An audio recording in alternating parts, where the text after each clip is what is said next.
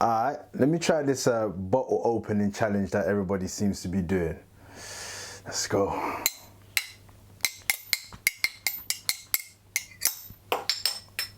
Yeah. This is a fresh bottle.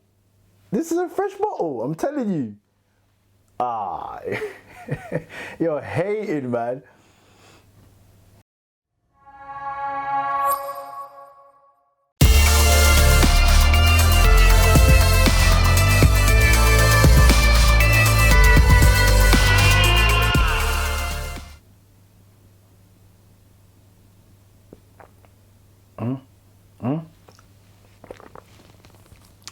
Oh.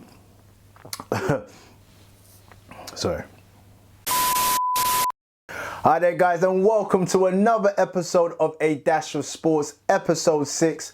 I'll be your host and presenter, Dashiki Dash, and as per usual on this show, I'll be talking all things sports related, hot topics, and trending stories. And if you like the previous episodes, hey, give us a like, comment, and subscribe. And oh yeah, don't forget to share it. And on today's show, I'm going to be kicking it off with some football. Premier League stars making their return back to training, with a high number of them looking mighty different. In fact, some of them you'd barely recognise. As we're now seeing Premier League stars making their way back to training, we're also noticing a few absentees. One going by the name of N'Golo Kante. But the Chelsea midfielder isn't the only one that's been missing. In fact, there's been a few other football players. Stick around if you want to find out who those players are. And moving on out to Spain, with Messi and co about to make their return, as the league has been given the green light to restart in the early part of June. But how are players actually feeling about making their return back to football? In fact, one of the players stated that he's really excited about making his return. And then moving on to my Bundesliga recap and my current verdict on how the league has been so far since its return. And also, I'm going to be revealing some of the funny and wild suggestions made by my friends in regards to how to improve the league and also the viewing experience. So you don't want to miss out on that. And then last but not least, moving on to the world of combat sports. Boxing versus MMA. Dillian Whyte versus Francis Ngannou.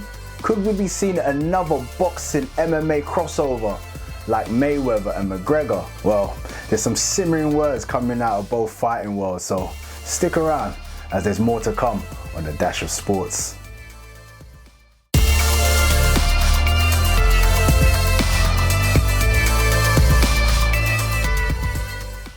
So, footballers have started emerging from lockdown by returning back to training.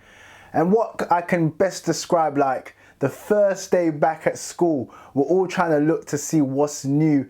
And you can't help but notice the different looks and hairstyles and lack of haircuts, even to the point where you can barely recognize some of them. In fact, I got a few favourites, so starting off with Bobby Firmino, who really came out of quarantine looking like a young Ross Geller. Remember the episode in Friends where Ross had a flashback in the 80s, where he had a crush on Rachel? Too funny. He had an afro and a moustache looking like Drake's pups. And Firmino's strike partner going for the grow it out look. I could see Mane and Aubameyang ending up going to the same barbers, but for now, they've still got that smile on their face. They don't care. Also, the current king of switching up their hairstyles, Paul Pogba, sporting the little mini biff, which is proving that this lockdown no trim for some is really true. Like I was saying, there's been some real noticeable differences with these players, with some that you can barely recognize, like Tony Martial going for the bald look. I don't know if he did it himself or maybe someone in his household, but he looks completely different. And Eric Lamela sporting his new silver fox look. He must be lucky enough to maybe have a hairdresser at home, because that's a complete change up. But 2020 has been full of surprises, and one thing I did not expect was to see N'Golo Kante with hair. That's the one that really got me. N'Golo Kante with hair. I could barely recognize him. I was thinking, who's that running behind Kurt Zouma? But hey, any of you footballers need a barber or someone to give you a trim? Remember, man, I'm here for you. Speaking of N'Golo Kante, it was reported that he was one of a few Premier League stars that refused to train last week amid coronavirus fears. The Chelsea midfielder did join up with his squad last week Tuesday, as you can see in the pictures, attending a training session that was still practiced under social distancing. But it was the following day, on Wednesday, that the French World Cup winner decided that he would not be attending training. But all in all, with the complete blessing of the Chelsea manager Frank Lampard. Well, Kante did test negative for the virus during this week's first batch of checks, but he still seems to be unconvinced on whether or not it's safe to be back training with his teammates. Now, there was rumours that he had a health scare a couple of years ago as he collapsed in a training session with Chelsea. At the time, they thought it was a heart condition, but tests have since proven that that wasn't the case. But he does have a history of heart problems within his family with the death of his brother. So with the fears of the coronavirus, that could be the reason on why he's decided that he doesn't want to train, that he's, as it's been reported, that he's refused to train. But now we know that it's been blessed by Chelsea and they've allowed him to train at home. But like I was saying, Kante is not the only player that's decided not to train with his teammates. In fact, his decision to stay at home comes after the Watford captain Troy Deeney opted not to join his team for training, as he's got a young child around 5 months who has some respiratory problems. So he's got a vulnerable baby at home. So that's a big risk for him to return back to training, which he's not willing to take. And imagine, he made his decision last week, and since then there's been reports that a few Watford non-playing staff and a player in Adrian Mariappa who tested positive for the coronavirus. In fact, Mariappa actually tested positive but had no symptoms. He actually felt fine. As he said, he felt fine. He didn't feel sick, he didn't feel ill, but he actually ended up testing positive. So, it's strange times, real strange times, and I don't blame these players not going back. They're human just like the rest of us. So they also will have their reservations, their fears about what is currently going on. But let me know what you think. Do you think those are valid reasons of why the players shouldn't be going back to work, shouldn't be training? Do you think the club should be morally sympathetic to the players' fears about the coronavirus? Or do you think that because they're under contract, they should just return back to work? Well, another player was Danny Rose, who was also unhappy and very vocal about risking his health for other people's entertainment. The Newcastle defender was quoted saying that the Premier League players are being treated like lab rats after teams were given permission to return to training in small groups. The one thing I would say about Danny Rose is what he's saying is spot on. Like, he has every right, his opinion and how he feels, he's spot on. Now, the statement was taken from an interview that he did on Insta Live, and I did mention this in a podcast that I've had the pleasure of being on many a times, which is Views TV. Everyone's a pundit. I'll put all their social, all their information in my description. Be sure to check them out. They've got some real good content, some good football content, so check them out. And I mentioned the fact that I felt like it was probably the wrong platform to kind of say what he needed to say, and also the delivery and how he said things. It was a bit colourful, but all in all, I would say is, he has every right to feel that way. He has every right. I think his opinion, what he said is spot on. I think at the present moment, it is a situation where it's maybe a bit too soon, considering our numbers in regards to coronavirus cases, deaths. Maybe it's a bit too soon. So he's within his right to feel like, they're being treated a certain way. But like I said, I think the only differences between your Troy Deeney's and your N'Golo Kante's is, Danny Rose's delivery, maybe the platform that he's used to actually say what he needed to say. Apart from that, it's pretty much the same thing. He's unconvinced about, whether or not it's going to be safe to train. He's well within his rights to feel that way. And you lot just let me know what you think. Do you think that he should be going back to training? He's under contract, he should be training. If his club asks for him to train, he should train. Or do you think that he's well within his rights to refuse and people should be more sympathetic? As we bid adios to the Premier League and move on and out to Spain. Bienvenido de España. I'm still trying to use my year 9 Spanish. So Messi and co are making their return as La Liga was given the green light to restart football behind closed doors. Messi and Barcelona teammates returned back to individual training last week Friday, whereas Real Madrid, who are second place to Barcelona with 11 games left to play, had planned to return back this Monday just gone. And it was their captain Sergio Ramos who was quoted saying, "I can't wait to get playing and competing again, as long as there is no risk of contagion." And although we haven't got a full scope on how other players are feeling about the resumption of La Liga, one thing for sure is football is definitely returning in Spain, and you've got a high profile player in Sergio Ramos quickly stating that he can't wait to start back up. Now there's still a lot of questions to be asked, but just like in Germany, all we can do now is just wait and see how it pans out. Now moving on to my Bundesliga recap and my current verdict on how the league has been since its return. Now before I get into it, be honest with me. If you've been watching, how have you been feeling?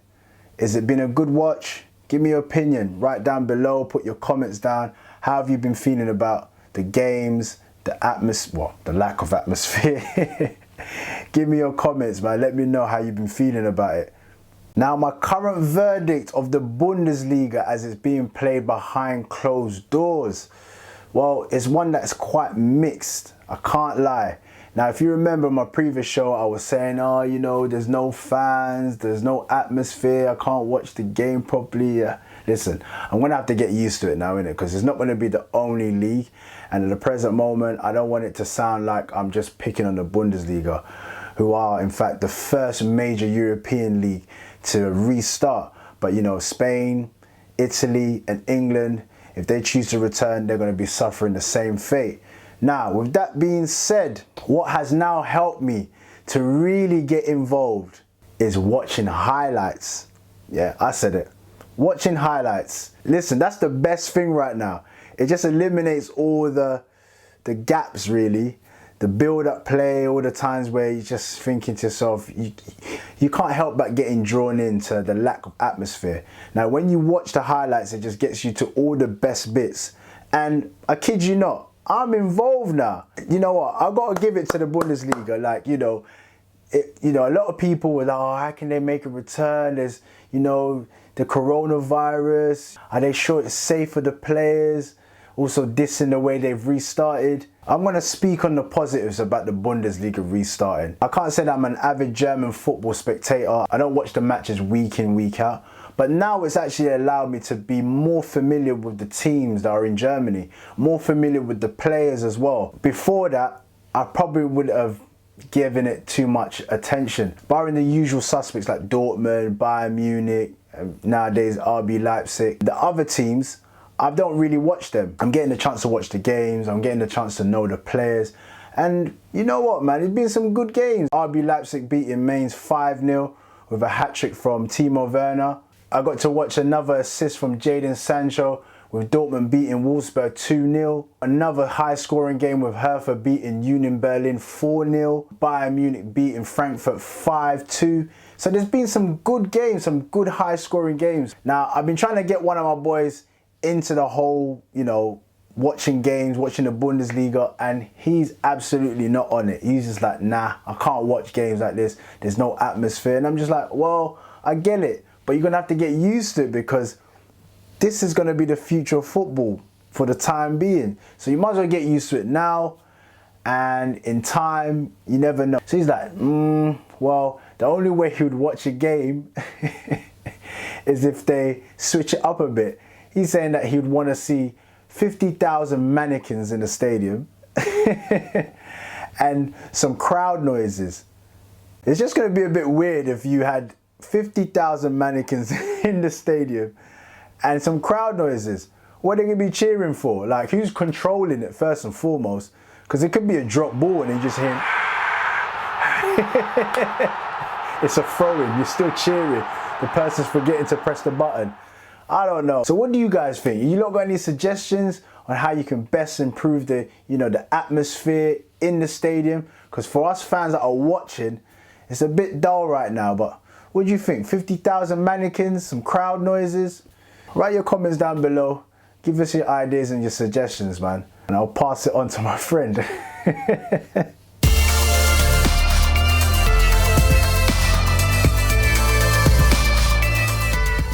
And now zooming off into the world of combat sports. Boxing versus MMA. Could we be seeing Dillian Whyte, who's currently the #1 contender in the heavyweight division in boxing, versus Francis the Predator Ngannou? Could we be seeing another boxing MMA crossover like Mayweather, McGregor? I don't know, man. I don't know if this is going to happen, but the prospect of this is just, it's wild. You've got the body snatcher, Dillian Whyte, in my opinion, is going to be the next heavyweight champion. Mark my words, I really believe that he's going to be the next heavyweight champion. He's just got to wait for his time. It's a bit complicated right now in the heavyweight division, but in time, he will be the next champion, believe you me. But Francis Ngannou is an absolute beast. This guy is a real predator. He's just knocking people out cold. Like, his last 4 fights have been done within the first round. His last fight was done in about 18 seconds. He's got real tombstones in those fists. But in saying that, if we're talking about Francis Ngannou going into the boxing world, I won't really give him a chance because it's a different level. Boxing itself is a different level. I was even watching Ngannou in a clip with Mike Tyson where he was asking him for tips and, his footwork, and he didn't know how to turn this way and that way. You could just see that when it comes to boxing, it's a different level. You're gonna have to be thinking about a whole set of skills in order to compete with a 100% full-blown boxer. Now, if you're then saying for Dillian Whyte to go to the MMA world or the UFC world, then you probably could side with Ngannou, but Ngannou seems to want to stand toe-to-toe and he would want to box. Now, the advantage that Dillian Whyte has is the fact that he is a boxer. Although he does come with a kickboxing pedigree, a kickboxing background, he's also been involved in MMA. He's not at a total disadvantage. He'll be able to scrap. And like he mentioned as well, if you gave him about 6 months, and he got used to the training, because that's the hard part about it. The training is completely different from boxing, and boxing's hard, but the training for MMA is completely different because you're training in different styles. You're training within different styles and different disciplines, so it's not easy. But he seems very confident about, being able to train up for 6 months and he would be ready. All in all, what do you think? Do you think this fight could ever happen? Do you think it's just all smokes and mirrors? I think both fighters at the moment are trying to drum up some type of interest within their own careers, but it would be quite interesting. Let me know, put your comments down below. Who do you think will win? Dillian Whyte or Francis Ngannou? Both of them are beasts though. Phew, it would be a scrap. It would be a scrap. And with that being said, I'm going to leave it there for this week. Thank you for watching another episode of A Dash of Sports. I truly appreciate your love and support. And if you need further information about future episodes or just your day-to-day sporting updates, please head over to my Instagram page. That is A Dash of Sports. I'll put it down below here, A Dash of Sports. I'm also on Twitter, so that's A Dash of Sports again. And I'll put all the information in my description. And please don't forget, like, comment and subscribe. And until the next time on A Dash of Sports, peace.